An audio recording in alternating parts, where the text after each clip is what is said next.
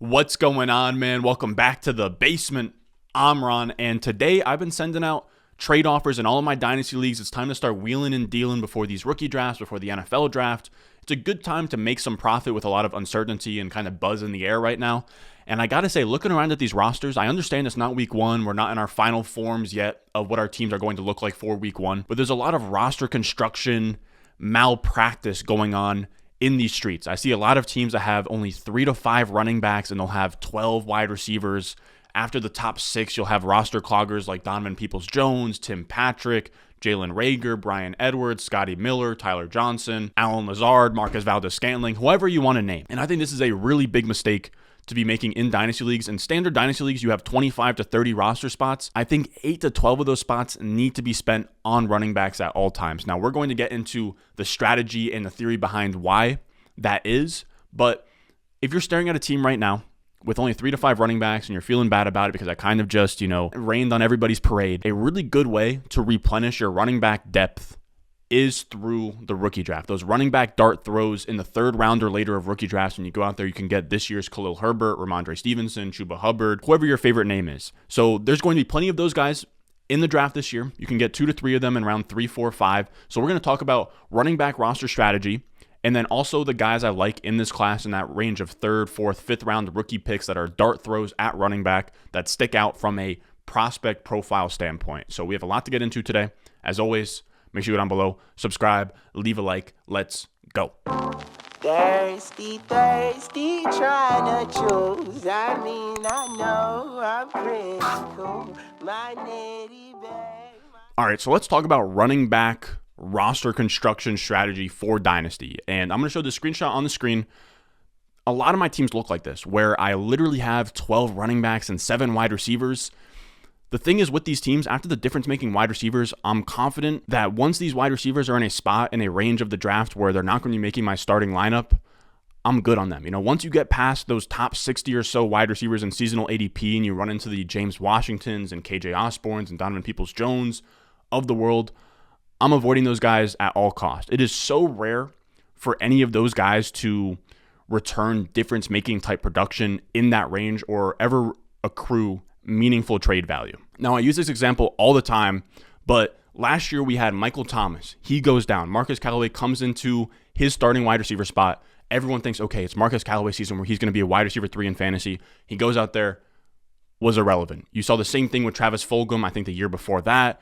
Mining wide receiver talent in this range of wide receiver is so tough. They don't last long. They're flashes in the pan, and they clog your roster. They're impossible to trade away. On the flip side, you should be instead prioritizing running back on your bench, because even non-talented running backs can provide meaningful touches, meaningful fantasy points when the starter goes down. And this is a great tweet by Jacob Sanderson where he lays out how this works perfectly. We look here. We have RB2s last year, or high-end RB2s last year, like Nick Chubb, David Montgomery, Josh Jacobs. All of them averaged in that 15 points per game area. And this is the most replaceable position in all of fantasy, the RB2. Because last year we had weeks 5 through 9. Devontae Booker had 15.8 points per game. Darrell Williams on the Chiefs, week 6 through 10, 17.8 points per game. Deonta Foreman, week 14 through 17, 14.1 points per game. Cordarrelle Patterson on the full year, 14.5 points per game. Elijah Mitchell on the year, 15 points per game. These are all guys in Dynasty leagues that were almost free. Elijah Mitchell was easily like a 4th round rookie pick, 3rd round rookie pick. Deonta Foreman, free. Cordarrelle Patterson, free. Darrell Williams, free. Devontae Booker, free. You can match your opponent's RB2 production for no cost at all. So I think this year, guys that are veterans, that could be next year's, Darrell Hendersons, Cordarrelle Pattersons. I love putting guys on my bench instead of those Donovan Peoples-Jones, guys like Sony Michel, Chris Carson, Marlon Mack, Duke Johnson, Raheem Mostert, Gus Edwards, Myles Gaskin. I think those guys are all better bets than those roster clogging wide receivers, because these running backs could give you running back 2 production for stretches without even really being good at football. Again, we're talking about Devontae Booker and Darrell Williams here. At running back, it's much less of a talented-oriented position because it's just whoever is getting the most snaps is producing those fantasy points. And again, you can get a leg up on your league mates where you could spend the 305 on a running back this year that'll fill in for 4 or 5 games like Khalil Herbert did and match the production of your league mates who spent top 50 startup picks on Chubb, Jacobs, David Montgomery, Elijah Mitchell. These are guys that they're spending high draft capital on that aren't really moving the needle for their team in terms of winning championships. Now, I know that the biggest pushback on this is that a lot of this is kind of zero running back type redraft strategy mixed with Dynasty. And people think, oh, because the waivers are super thin, you can't do it. The difference is that in redraft leagues, you have maybe 7 bench spots. So you have your running backs up top, and you can maybe stash 3 or 4 upside handcuffs on your bench at most. In Dynasty, when you have a 30-man roster and you're only starting 10 players at a time, you have a 20-player bench, you can 2 to 3 times that. Instead of 3 to 4, you can have like 8 or 9 upside handcuff type stashes that, are all 15 point per game lottery tickets all on your bench. And the best part about this strategy is a lot of you guys out there might be like, oh, but I have 3, 4, 5 running backs on teams. I'm not looking to compete. I don't want those lottery tickets. Here's the thing. This strategy should be applied in any build. When these running backs pop off, if you're not going to use them, you can sell their near-term production pretty easily. So here are 3 trades I made last year, all on rebuild-ish type teams, just offloading upside running backs that started games for stretches and looked good. I sold Chuba Hubbard for a 2022 second.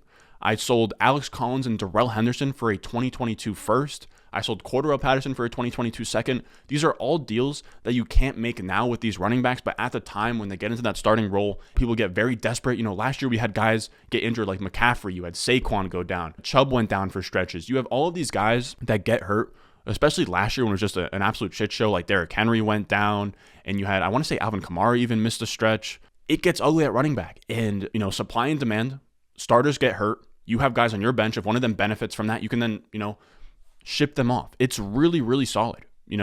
I think that you can get huge wins and value gain. Like we're looking at this 6 months later, and all of these trades are pretty much smashes. So you can pretty much make pretty easy profit on these guys, even if you don't plan to start them in your lineup. So that's why I kind of think that you should be doing this regardless of your team build. So if you're looking at your roster with 3 to 5 running backs right now, and you're feeling bad about it, you're like, oh, Ron's saying you don't want to have roster clogger wide receivers, all of this.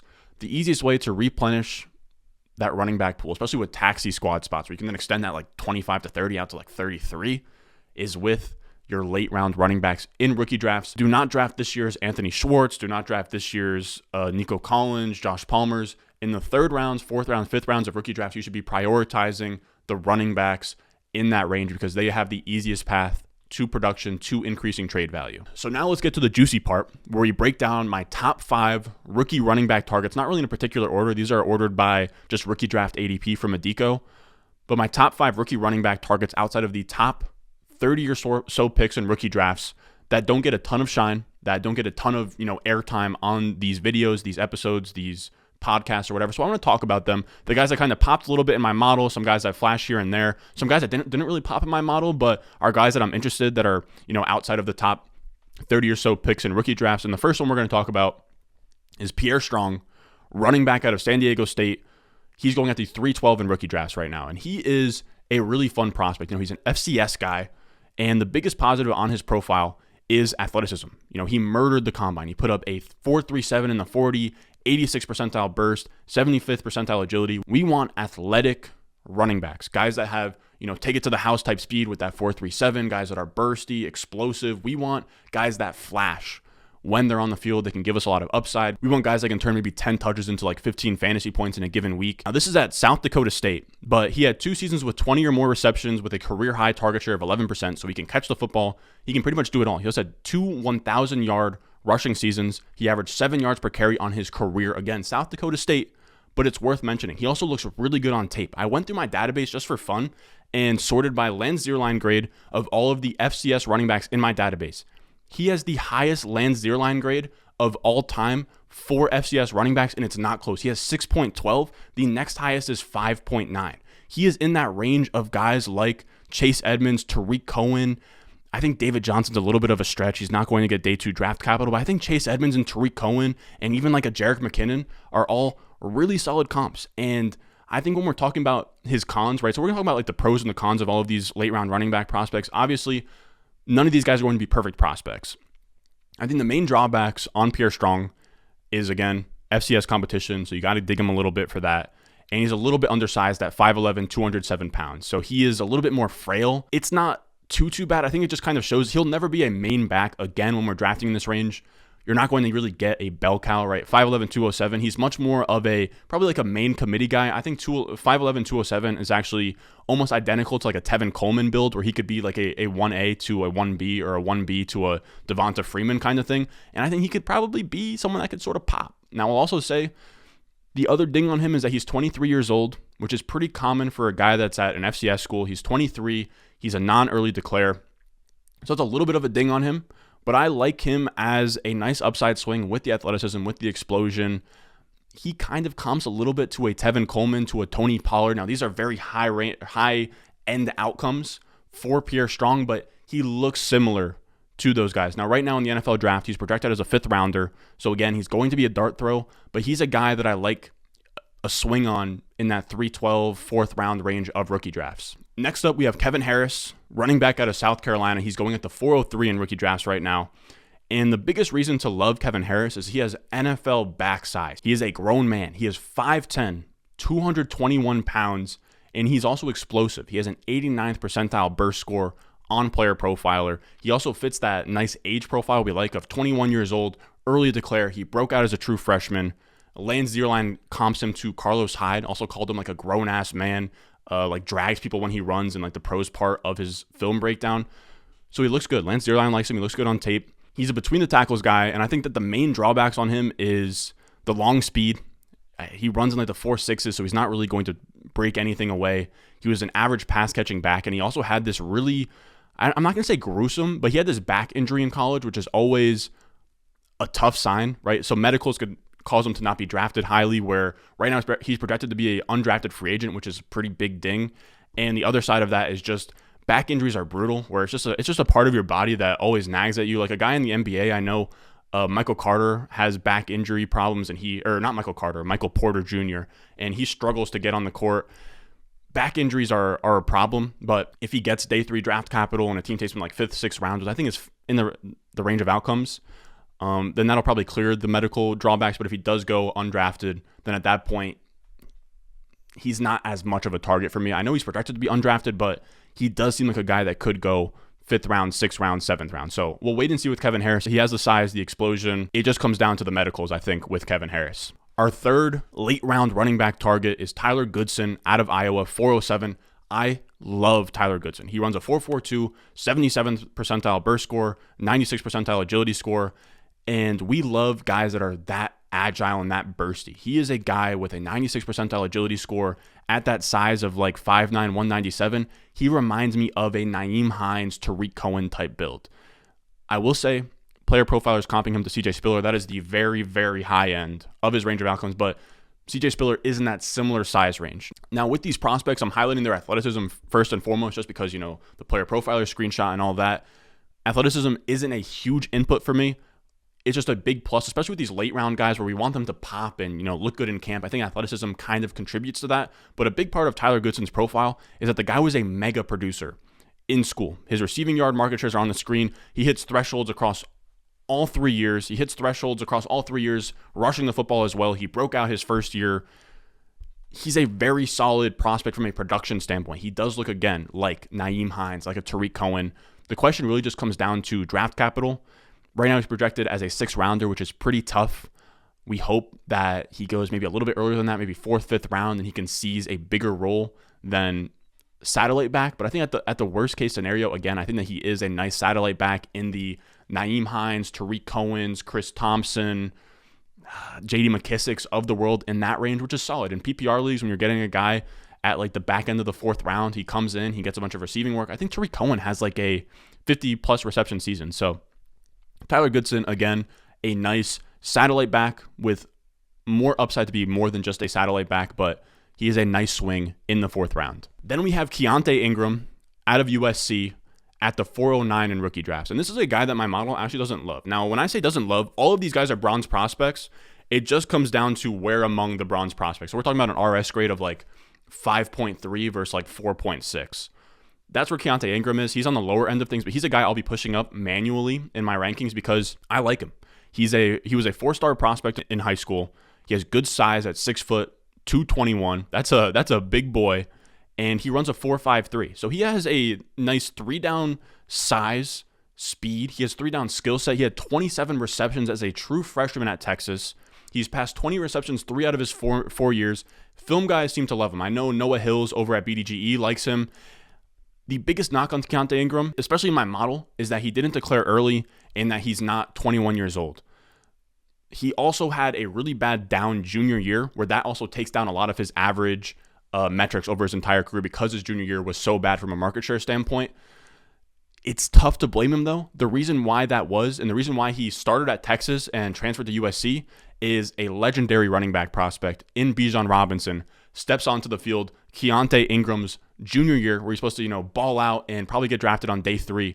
Bijan Robinson comes in and takes his lunch money, which it's hard to blame him for that. This is Bijan Robinson. We're talking about one of the best prospects since Saquon Barkley. So that happens. He transfers to USC, looks fine last year. At this point, he is projected to be undrafted free agent, but I could easily see him being a 5th, 6th, 7th round guy. In that case, if he gets draft capital, he will be a guy I want in that mid to late 4th round of rookie drafts. Now, the last guy on this list is Sincere McCormick. He is going at the 502 in rookie drafts. He might even go undrafted in your rookie drafts. Now, I also want to say, side note, I think after the NFL draft, I might do like a taxi squad type, pickup video where after the rookie draft, if any of these guys are on waivers, pick them up. But with Sincere McCormick, he is the opposite of Keontae Ingram, where the model really, really likes him. Now, it's hard to say, he's kind of like a Tyler Goodson, where the model really likes him, but again, we're talking about still bronze prospects. And with Sincere McCormick, from a production standpoint, he is crazy. He was a 21-year-old early declare, so that's perfect. He broke out in year 1, perfect. And he hits all of my thresholds in receiving and rushing across the board all 3 years. He had over 20 receptions every season of his career. He had 980 or more rushing yards every season of his college career, including his freshman. Just a mega producer. I also love his size. He's 5'8", 205 pounds, so he has that 31.2 BMI, thick boy, almost, I'm not going to say Maurice Jones-Drew-esque, but, in that family of running backs at 5'8", 200 plus pounds. The only problem with him is that he has the size, but his drawbacks are his athleticism. He's not very explosive for a guy at his size. He is 4'6", 40. He's not very explosive for a guy at his size. He ran a 4'6", 40. He has 30th percentile agility and burst scores. Not great, but again, athleticism isn't a huge input for these guys. And if Sincere McCormick was athletic along with his production profile and his size, he'd probably be like a silver or a guy you could get in like the 2nd or 3rd round of rookie drafts. So again, none of these guys are perfect prospects by any means, just kind of highlighting what sticks out about them. Right now, he's projected to go in the 7th round of the NFL draft. Another drawback is that he is a small school guy, UTSA. That's probably why he will go like 7th round of the NFL draft. But if he goes 7th round, 6th round, as long as he's just on an NFL roster and gets some draft capital, he'll be a guy I will be stashing on taxi squads. He'll be a guy I'll be taking in the 5th round of rookie drafts, all of that. He is a very, I'll call him a fun running back prospect. I know a player profiler has him comped to Myles Gaskin. I don't hate that at all. Now, that's going to do it for us today, fellas. As always, if you enjoyed the video, make sure you go down below, subscribe, and leave a like. If you want access to all of my RS grades on all of these running backs, all of my running back rankings in the rookie rankings on the Patreon, patreon.com/Ron Stewart is where you can find all that. As always, I will see you guys in the next one. I got the juice, I got the juice. Channel, Chatham's on. Foolies glad I'm home. Even my haters kinda glad I'm on. Rest in peace to my vagabond. Rapper song, singer, suspended, subpoena from Mr. Me.